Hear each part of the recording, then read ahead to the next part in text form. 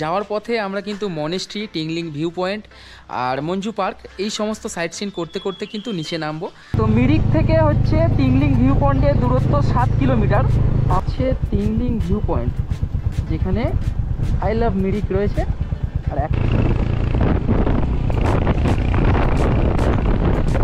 তো ফাইনালি আমরা চলে এসেছি কিন্তু মঞ্জু পার্কে। ওই হচ্ছে টিকিট কাউন্টার। পুরো চড়াই এবারে আমাদেরকে উঠতে হবে কিন্তু, আর চড়াই মানে মারাত্মক চড়াই। কেমন লাগছে চা? হেভি। আর এই ভিউ দেখতে দেখতে ও ঠিক, এটা আমাদের ভাষায় লঙ্কা। সেটা দাদাকে জিজ্ঞাসা করলাম ওনারা কি বলেন, বললো ডাল্লে কোষানি। আপনারা যদি দার্জিলিং বা মিরিক যেখান থেকেই নামেন না কেন, এরকম বিস্তর চায়ের বাগান কিন্তু দেখতেই পাবেন। আর এইখানে নেমে একটুখানি ফটো তুলতে কিন্তু ইচ্ছাই করবে, আমরাও কিন্তু তাই করছি।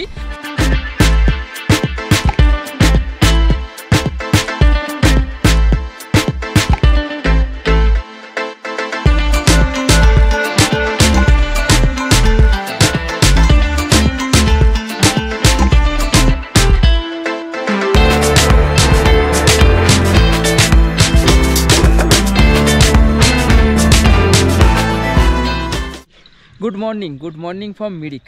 হ্যাঁ, এখন আমি দাঁড়িয়ে রয়েছি মিরিক লেকের সামনে। দারুণ একটা মনোরম সকাল। দেখুন লেকের ওপারে একদম পাইন ফরেস্টে ভর্তি চারুদিকটা, দারুণ মনোরম পরিবেশ। আমরা এখন সকালবেলা উঠে একটুখানি ঘোরাঘুরি করছি। আর সকালে যেটা খুব দরকার সেটা হচ্ছে চা। চলুন আগে চা খাওয়া যাক। আর দেখি এখনও পর্যন্ত কিন্তু এখানে কোনো দোকান খোলা দেখতে পাচ্ছি না। এখন সকাল 5:30 বাজে।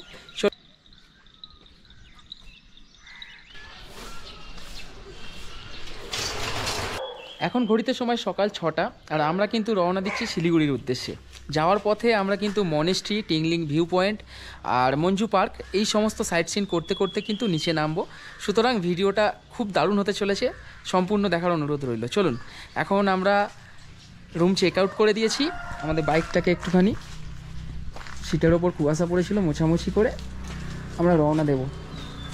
লাতে হ্যাঁ টাটা। তাহলে চলুন, এখন আপাতত আমি পিলিয়নে বসি।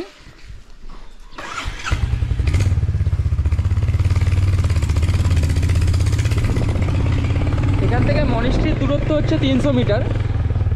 বাইকে করে এক্ষুনি পৌঁছে যাব। তো বোকার মনেস্ট্রির জন্য এখান থেকে আমাদের ডান দিকে নিতে হতো, আমরা বাঁ দিকে চলে গিয়েছিলাম। এই দিকে হচ্ছে মনেস্ট্রি।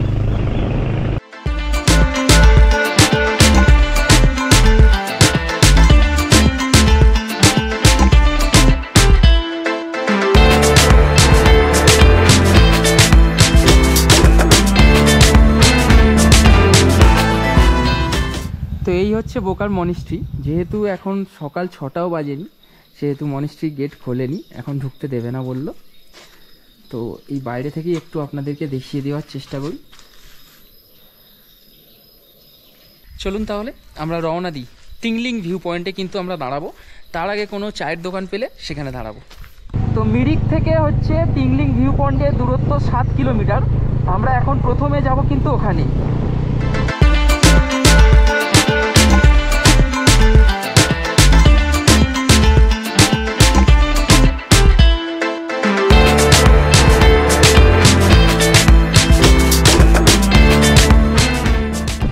এটাই হচ্ছে টিংলিং ভিউ পয়েন্ট, যেখানে আই লাভ মিরিক রয়েছে। আর এখন ফাঁকা, আমরা কিন্তু একটু ফটো ক্লিক করে নিতে পারবো গাড়ি দাঁড় করিয়ে।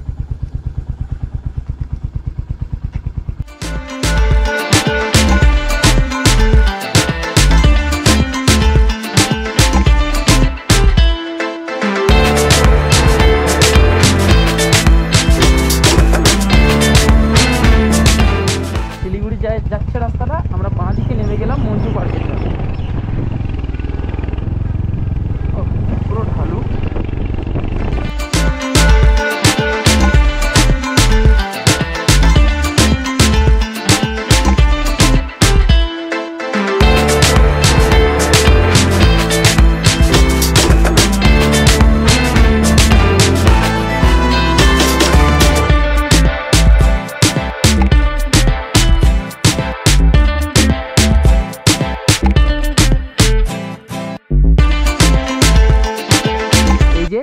চা পাতার গাছ, উপরে একদম কচি কচি পাতা হয়েছে, দারুণ।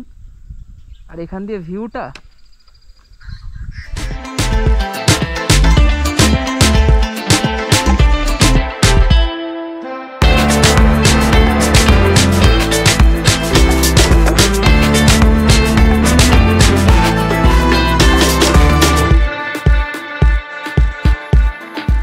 ফাইনালি আমরা চলে এসেছি কিন্তু মঞ্জু পার্কে। ওই হচ্ছে টিকিট কাউন্টার, টিকিট কাউন্টার মনে হচ্ছে খুলেছে, হ্যাঁ।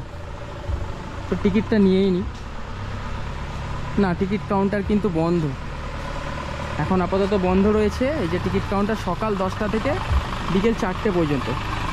কিন্তু কি করব, আমরা এসেছি ঘুরতে। এই দিদিকে জিজ্ঞাসা করলাম, দিদি বললো এখন ঢুকে যাও, কোনো অসুবিধা নেই। এই হচ্ছে এন্ট্রি গেট।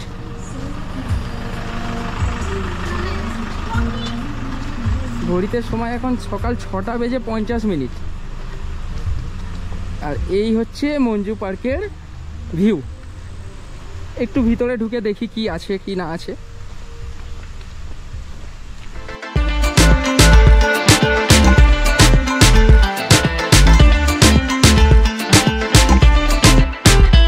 শিলিগুড়ি যাওয়ার পথেই পড়বে কিন্তু এই মঞ্জু পার্ক। মেন রোড থেকে, অর্থাৎ যেই রাস্তাটা শিলিগুড়ি চলে যাচ্ছে সেখান থেকে কিন্তু 1.2 কিলোমিটার নিচে, অর্থাৎ 1200 মিটার নিচে কিন্তু এই মঞ্জু পার্ক। আর এই মঞ্জু পার্ক আসার রাস্তাটা কিন্তু পুরো রক গার্ডেনের কথা আপনাদেরকে মনে করিয়ে দেবে। একদম পুরো নিচে, একদম পুরো ঢালু রাস্তা। এবারে আমরা ওপরে উঠবো, কারণ আকাশের ওয়েদার পিছনে দেখতে পাচ্ছেন খুবই খারাপ। আর রেনকোট আনিনি, বৃষ্টি আসলে কিন্তু পুরো ফেঁসে যাব। পুরো চড়াই এবারে আমাদেরকে উঠতে হবে কিন্তু, আর চড়াই মানে মারাত্মক চড়াই।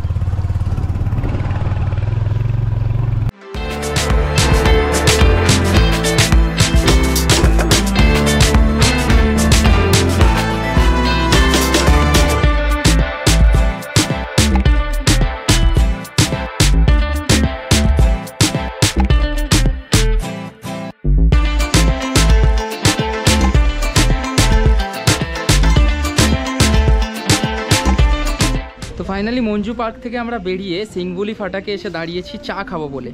আর এখানে কিন্তু বাজার বসেছে চা খাওয়ার ফাঁকে। এখানে বাজারে কি কি বিক্রি হয়, কি ধরনের সবজি, সেগুলো আপনাদেরকে দেখাতে পারবো। তো রাস্তার ধারে যে সমস্ত দোকান রয়েছে সেখানে পে অ্যান্ড ইউজ টয়লেটও রয়েছে। দেখুন, পে অ্যান্ড ইউজ টয়লেট 10 টাকা করে। আর এখানে অনেক গাছও আছে। ভাইয়া ये सब भी क्या সেল के लिए? আচ্ছা আচ্ছা। আর এখানে দেখুন এই যে লঙ্কা, মূলো, লিচু, এটা মনে হচ্ছে লাউ, চাল কুমড়ো, যেটা পাহাড়ি খাকড়া, খাকড়া, আচ্ছা আচ্ছা। শশা বলছে এটাকে। এরকম শশা দেখেছেন কত বড় দেখুন। আর এটা ওই বিনস কড়াইয়ের মতো, এটা তো কোয়াশ, এটাকে চিনি। আর শাকের মধ্যে এটা তো হচ্ছে রাই শাক, আর দাদা যেটা মাছছে ওটা তো কুয়াশের শাক। পাহাড়ি সবজি সব আলাদা ধরনেরই একদম। তো এই হচ্ছে দাদা এবং দিদির দোকান। দিদি চা বানাচ্ছে, আমরা কিন্তু ব্ল্যাক টি বলেছি। এখানে কিন্তু চা হচ্ছে। আর এখান থেকে ভিউটা দেখুন। তো রাস্তার ধারে এই সমস্ত চায়ের দোকানে দাঁড়ালে অবশ্যই এরকম একটা জায়গা থাকে যেখান থেকে আপনারা এই ধরনের ভিউ এনজয় করতে করতে চা খান, কফি খান, ম্যাগি খান, সেটাকে খুব এনজয় করতে পারেন। আর নিচ থেকে একটা নদী বয়ে যাচ্ছে। দিদি ও ক্যা রিভারে, কোন সা রিভার? বালাসন রিভার। অনেক নিচে, এখান থেকে অনেক নিচে। আর এসে গেছে কিন্তু আমাদের ব্ল্যাক টি। এই ভিউ দেখতে দেখতে পাহাড়ের প্রথম চা। অনেক চায়ের দোকান খুঁজেছি, কালকে মিরিকে সব বন্ধ, আজকে সকালেও কিন্তু খোলেনি। লাস্টে কিন্তু এইখানে এসে পেলাম, সিম্বুলি ফাটাকে এসে। খাওয়া যাক। চায়ের টেস্টই আলাদা, অসাধারণ খেতে। কেমন লাগছে চা? হেভি। আর এই ভিউ দেখতে দেখতে উফ। দোকান থেকেই নিয়ে নিচ্ছি চকলেট। এইগুলো সম্ভবত ইয়াক্কা মিল্কা হে না, এনার্জি এফিসিয়েন্ট চকলেট। 5 টাকা করে পিস কিনতে। এগুলো শক্ত, দাঁতের লড়াইয়ের মতো কিন্তু অনেকটা। এইখানে এত কিছুর মধ্যে বাড়িতে নিয়ে যাওয়ার মতো এটাই দেখতে পেয়েছি, যেটা আমাদের ভাষায় লঙ্কা। সেটা দাদাকে জিজ্ঞাসা করলাম ওনারা কি বলেন, বললো ডাল্লে কোষানি। আর এটার প্রাইস হচ্ছে কিন্তু 100 গ্রাম 50 টাকা। এই যে আমি বেছে বেছে নিলাম একটু ফ্রেশ দেখে, কারণ কলকাতা তো নিয়ে যাব। ভাইয়া दीजिए डालले कोसानी।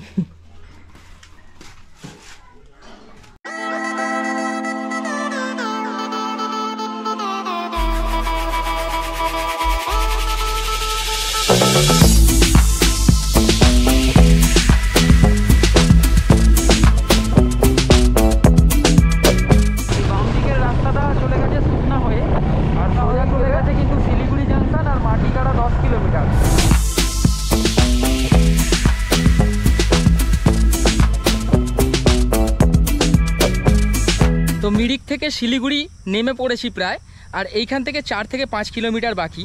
আর ইচ্ছা ছিল এরকম একটা চায়ের বাগানে দাঁড়িয়ে কিছু ফটো টটো তুলবো। তো মিরিক থেকে শিলিগুড়ি যাওয়ার ভিডিওটা কিন্তু আমি এখানেই শেষ করব। এই ভিডিওটা আপনাদের কেমন লাগলো অবশ্যই কিন্তু কমেন্ট করে জানাবেন। এর পরের ভিডিওতে শিলিগুড়ি থেকে আমরা কলকাতা যাব, সেই ভিডিও আপনাদের সামনে তুলে ধরবো। তাহলে চলুন বন্ধুরা, ভিডিওটা যদি ভালো লাগে অবশ্যই বন্ধুদের মধ্যে শেয়ার করবেন, এবং চ্যানেলে প্রথমবার হলে অবশ্যই চ্যানেলটাকে সাবস্ক্রাইব করবেন। আর এই হচ্ছে একদম সামনে থেকে আপনাদেরকে দেখাচ্ছি, দেখুন চা পাতা, কি দারুণ না।